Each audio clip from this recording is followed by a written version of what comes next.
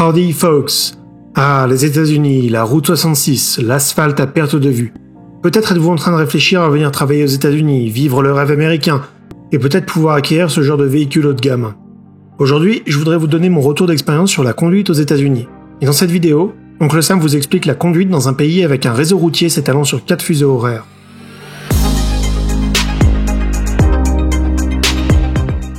Avant de commencer, je suis bien conscient que beaucoup d'entre vous ont rejoint la chaîne pour suivre l'élection américaine.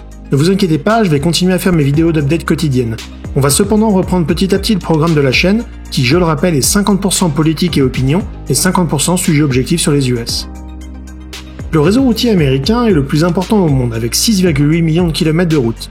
Pour information, en France, nous avons un peu plus d'1 million de kilomètres, et l'Union Européenne en contient 6,2 millions. En 1903, Horatio Jackson est le premier à réaliser un road trip traversant le continent en voiture. Bon, il lui fallut 63 jours pour relier San Francisco à New York. Mais à l'époque, il faut bien s'imaginer que les routes entre les villes étaient avant tout faites pour le transport de bétail, et on était encore loin du confort de l'asphalte que l'on connaît aujourd'hui. À partir de 1916, le gouvernement fédéral commence à financer la construction de routes, mais la construction et le maintien du réseau est encore à l'initiative de chaque État. En 1926, les routes se voient assigner des numéros, et le réseau devient ce qui est aujourd'hui le système de US Highway.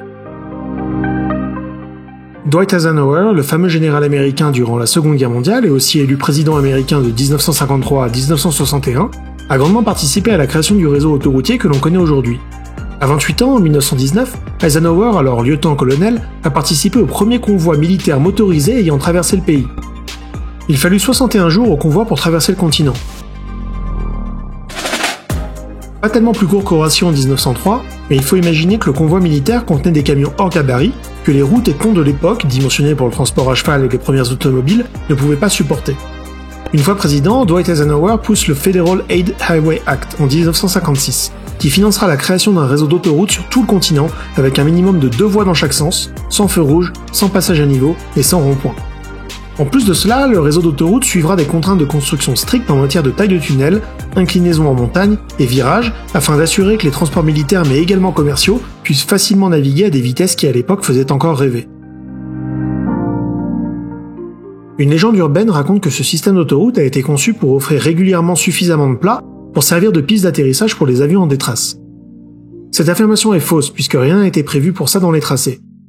Bien qu'il y ait eu des anecdotes de petits avions de tourisme utilisant ces longues autoroutes comme piste d'atterrissage d'urgence.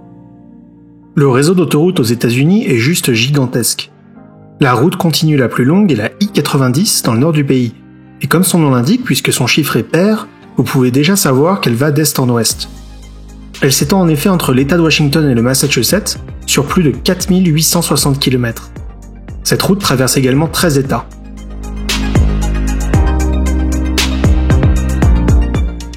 Si vous êtes en road trip aux États-Unis, vous reconnaîtrez ces grandes autoroutes d'Eisenhower avec ce signe. Petite astuce, si le numéro de la route est pair, alors elle va d'est en ouest, et si elle est impaire, la route va de nord au sud. Le système d'Interstate, les autoroutes d'Eisenhower, ont remplacé partiellement les US Highways sur les gros tronçons. Les US Highways existent cependant toujours sur les routes moins chargées, mais ne garantissent pas 2 voies dans chaque sens, ni aucun feu, rond-point ou passage à niveau. C'est par exemple le cas sur la fameuse route 66, qui comme vous pouvez le voir ne ressemble pas à un panneau d'Interstate. Cette route, reliant Santa Monica à Chicago, a été partiellement remplacée par l'Interstate 40 dans le sud, la I-44 et la I-55 au nord. Et on peut quand même trouver quelques tronçons encore marqués route 66, ou plus précisément historique route 66, en hommage à cette route mythique. Certaines portions abandonnées vous donneront des frissons de Far West, comme ici dans l'Illinois. Tandis que d'autres tronçons encore actifs vous donneront l'envie d'acheter un gros pick-up.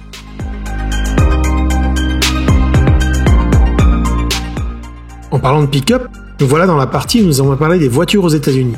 Déjà, si vous êtes de passage et comptez en louer une, sachez que votre permis français sera reconnu ici si vous faites un séjour de moins de 3 mois. Pas besoin donc de faire un permis international. Tous les loueurs de voitures sont habitués à avoir des permis étrangers, donc ne vous inquiétez pas si vous avez encore votre chiffon rose sur le point de perdre son dernier morceau décisif. Petite astuce pour les locations de voitures cependant, pensez à lancer des comparatifs de prix sur le site américain et le site français du loueur. Ce n'est pas rare que les prix soient différents, même après conversion en euros. Souvent, même si vous louez sur hertz.fr par exemple, vous aurez une couverture d'assurance supplémentaire incluse que le site hertz.com ne vous proposera pas. J'ai vu des agences faire une sacrée tête quand ils ont vu à quel prix j'ai eu certains devis de location. Maintenant que vous êtes au volant de votre bolide, il va falloir s'habituer aux unités locales. On les appelle les Freedom Units. Non, je rigole, mais c'est parce que c'est seulement utilisé aux États-Unis. Ça tombe bien parce que j'ai une vidéo là-dessus, j'ai laissé un lien en description si vous avez besoin de convertir en miles, en gallons, en pieds et tout ça. Ne vous inquiétez pas cependant, toutes les voitures vont avoir un compteur de vitesse doublé en km/h si vous avez peur d'être perdu. Vous pourrez aussi utiliser votre GPS en mètres et kilomètres, mais attention parce que les panneaux ne vont alors pas correspondre. Aux États-Unis, votre voiture de location sera à boîte automatique. De quoi vous enlever un stress de conduite, parce que oui, les routes peuvent être impressionnantes parfois. Regardez-moi donc cet échangeur.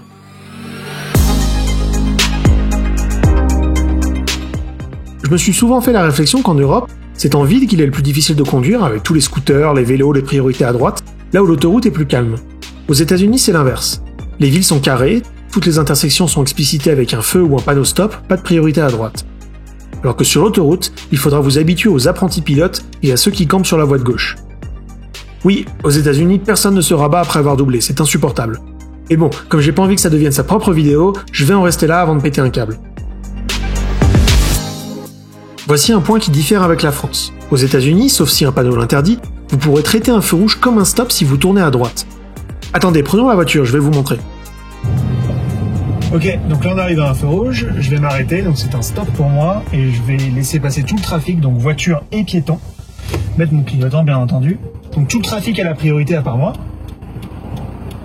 Mais quand il y aura personne, je vais pouvoir tourner à droite légalement, après avoir laissé passer tout le monde.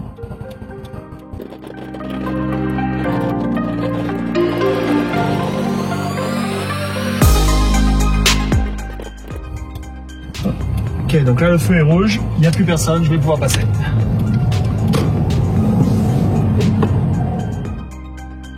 Vous n'avez bien entendu pas la priorité, comme pour un stop, et c'est uniquement valable pour tourner à droite. Vous n'avez bien entendu aucune obligation de le faire, parce que ça fait peut-être un peu bizarre de griller un feu quand on vient de France. Mais bon, grâce à cette vidéo, vous saurez pourquoi le mec derrière vous vous klaxonne même quand le feu est rouge. En parlant de voiture, savez-vous quelle est la voiture la plus vendue aux États-Unis ? Je vais laisser quelques secondes, mais votre première intuition est sans doute la bonne. Oui, il s'agit d'un pick-up, un Ford F-150. Le deuxième le plus vendu ? Aussi un pick-up, Chevrolet Silverado. Troisième ? Dodge Ram. Oui, c'est un pick-up. Il faut aller en dehors du podium en 4ème position pour trouver un SUV, c'est un Toyota RAV4. Cette statistique devrait vous donner une idée du paysage sur les routes. Aux États-Unis, les stations-service sont bien souvent également des petites supérettes, et beaucoup seront ouverts 24 heures sur 24. Ici, il y a régulièrement 4 types d'essence à la pompe. 3 types de sans-plomb, du 89, 91, 93 et du diesel. Vous n'aurez sans doute jamais utilisé du diesel, car contrairement à l'Europe où nous avons des petites voitures diesel, les Américains n'utilisent ce carburant que pour les camions et les gros pick-up. Pour les 3 types de sans-plomb, votre voiture de location va sans doute accepter du 89, moins cher sans problème. Je précise ici que l'indice d'octane n'est pas le même que celui utilisé en Europe, il ne s'agit donc pas d'essence de moins bonne qualité, juste d'une unité différente. Je vous recommande l'application GasBuddy pour essayer de trouver les stations d'essence les moins chères. Il n'est pas rare qu'il y ait des écarts de prix de 25% entre les stations, ne vous faites pas arnaquer. Le prix que vous voyez affiché correspond au prix toute taxe comprise d'un gallon d'essence, soit 3,8 litres. Vous voyez que là où j'habite en ce moment, on peut trouver de l'essence à moins de 2$ le gallon, ça fait 60 centimes d'euros le litre au taux de conversion actuel.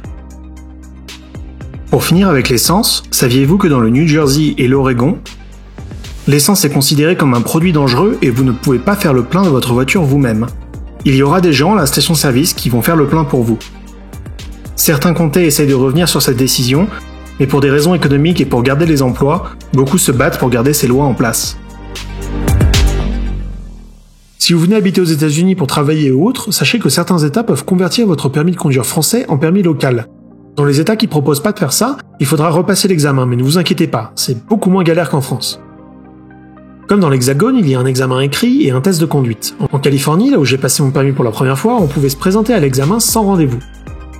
À l'issue de cette épreuve ultra facile où il fallait faire moins de 6 fautes sur 30 questions, je crois, on vous remettait un permis temporaire qui vous autorisait à conduire si un adulte se trouvait sur le siège passager. Vous aviez ensuite 3 mois pour vous présenter au test de conduite avec votre propre voiture. Le test consistait à faire un tour de quartier et en 15 minutes c'était plié, et vous pouviez repartir avec votre permis en poche dans l'heure. Même si vous ne comptez pas conduire, par exemple si vous habitez à New York City, avoir son permis français transféré est intéressant pour servir de pièce d'identité. Oui, les Américains utilisent leur permis de conduire comme pièce d'identité. Et l'avoir sur vous permettra de laisser votre précieux passeport à la maison lorsque vous aurez besoin d'acheter une bière par exemple. J'espère avoir répondu à beaucoup de questions que vous pourriez avoir sur la conduite aux États-Unis. C'était beaucoup d'informations en vrac et j'espère que vous saurez piocher ce qui vous intéresse. N'hésitez pas à me poser des questions dans les commentaires si j'ai oublié quelque chose. Et surtout, partagez bien autour de vous et likez la vidéo pour m'aider sur YouTube. Inscrivez-vous si c'est pas déjà fait, vous êtes sur The American Dream, God bless America.